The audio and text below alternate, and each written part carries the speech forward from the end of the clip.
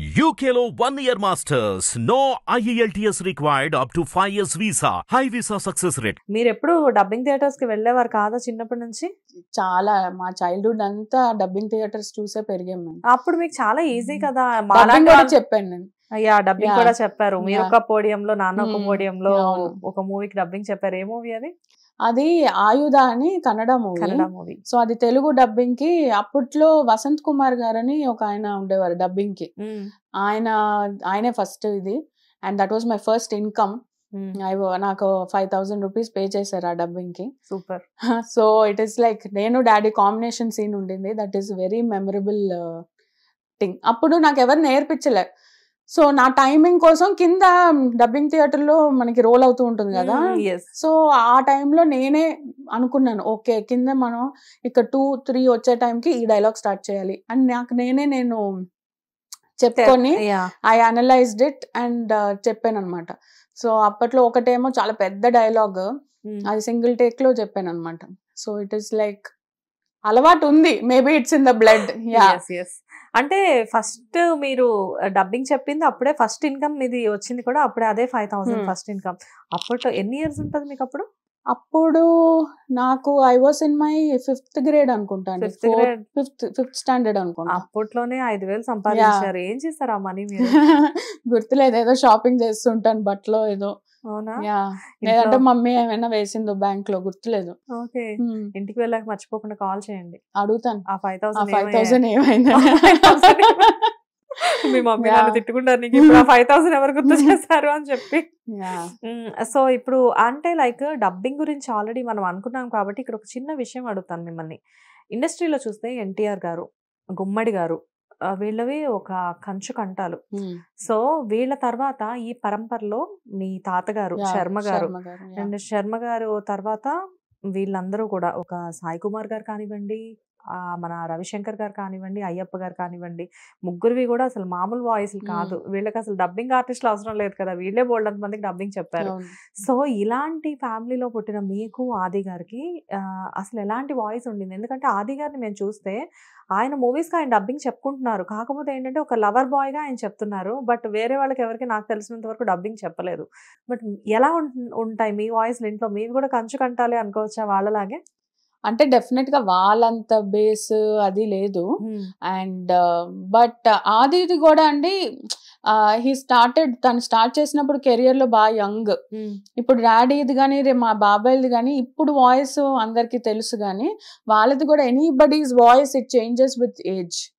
So చిన్నప్పుడు ఒక రకంగా, ప్యూబర్టీ టైంలో ఒక రకంగా, దాని తర్వాత అడల్ట్హుడ్ లో ఒక రకంగా. సో బట్ ఐ థింక్ ఆదిది అంత బేస్ లేదేమో, వాళ్ళంత base voice. But his is also చాలా మంచి పవర్ఫుల్ వాయిస్.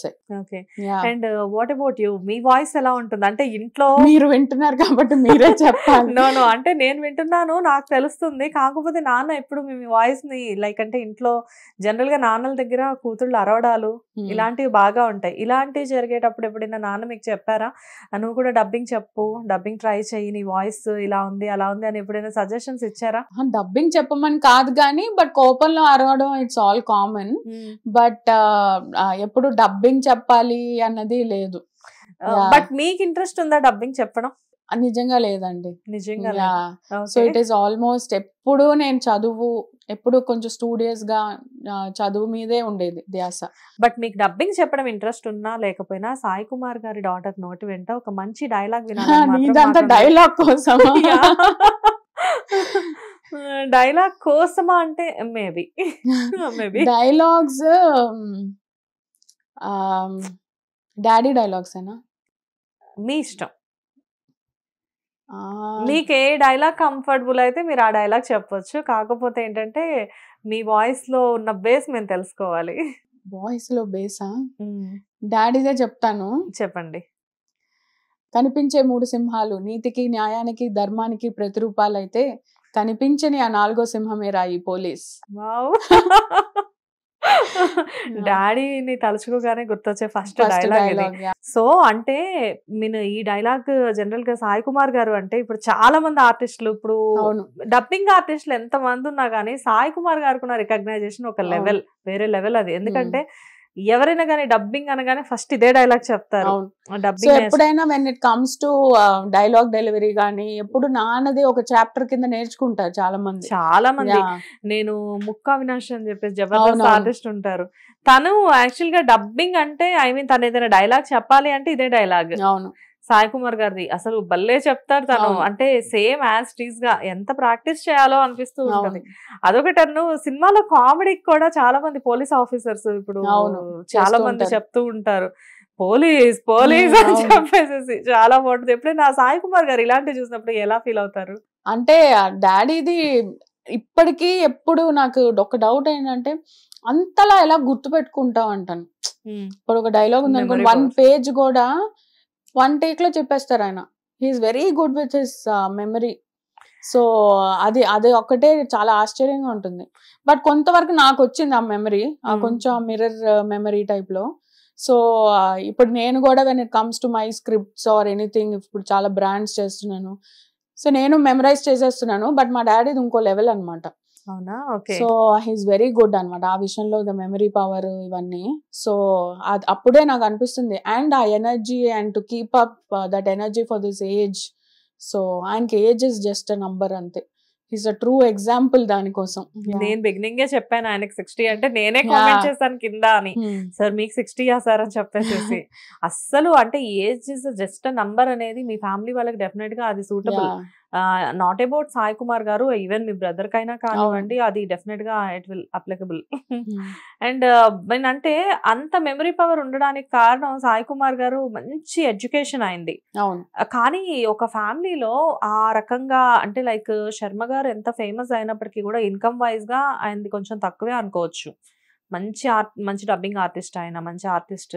కాకపోతే సాయి కుమార్ గారు వితౌట్, ఆయన కూడా కొన్ని ఇంటర్వ్యూస్ లో చెప్పారు అప్పట్లో, వితౌట్ సాయి కుమార్ గారు అసలు ఆ టైంలో మీ ఇల్లు గడవడమే చాలా కష్టంగా ఉండేదంట. ఈయన ఆఫీస్ అంటే కాలేజ్ కి వెళ్ళేటప్పుడు కూడా డబ్బింగ్ చెప్పి ఇంట్లో మనీ ఇచ్చి వెళ్ళేవారంట. అది నిజమేనా? అవునండి.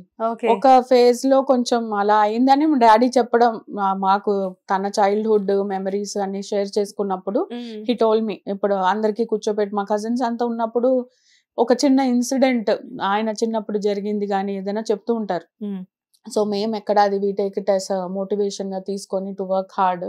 సో అలాంటప్పుడు చెప్పారు కొన్ని సర్కమ్స్టాన్సెస్ లో అలా వెళ్ళి నైట్ డబ్బింగ్ చెప్పి రావాల్సి వచ్చింది అని. బట్ దాని తర్వాత మాక్సిమం మాకేం తెలియనివ్వలే. ఏదో కష్టాలు ఉన్నా కూడా మేము వీవర్ పిల్లలకి తెలియకూడదు అనే పెంచారు. సో మాక్సిమం మిగతా కష్టాలు ఏది మాకు పెద్ద షేర్ చేసుకోలే, కానీ చిన్నప్పుడు ఇష్యూ కొన్ని చెప్పారు.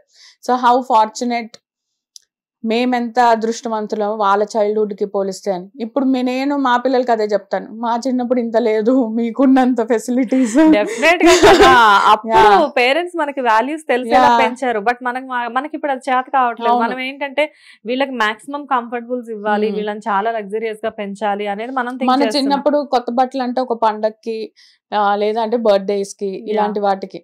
ఇప్పుడు క్యాజువల్ గానే బట్టలు. సో బయటకి వెళ్తే సింపుల్ గా బట్టలు కొనేస్తున్నాం చాలా. సో ఇంకొకటి మనం హోటల్ కి వెళ్ళి రెస్టారెంట్ కి వెళ్ళి తినాలంటే ఒక ప్లాన్, మంత్లీ ఒకసారి తీసుకెళ్లేవారు చిన్నప్పుడు. అది కూడా చాలా. సో అది కూడా. బట్ మా డాడీ ఏంటంటే అది ఎప్పుడు కాంప్రమైజ్ అవ్వలే. చాలా బిజీగా ఉండేవారు మా చైల్డ్హుడ్ లో. సో ఊరికి వచ్చిన ప్రతిసారి మాకు ఒక హోటల్ ఉండేది చెన్నైలో, సవేరా అని. సో సవేరాలో రూఫ్ టాప్ లో ఒక రెస్టారెంట్. అక్కడ ఏముంటే ఇండియన్ మ్యూజిక్ ఇన్స్ట్రుమెంట్స్ అంతా ప్లే చేస్తూ లైవ్ బ్యాండ్ ఉండేది.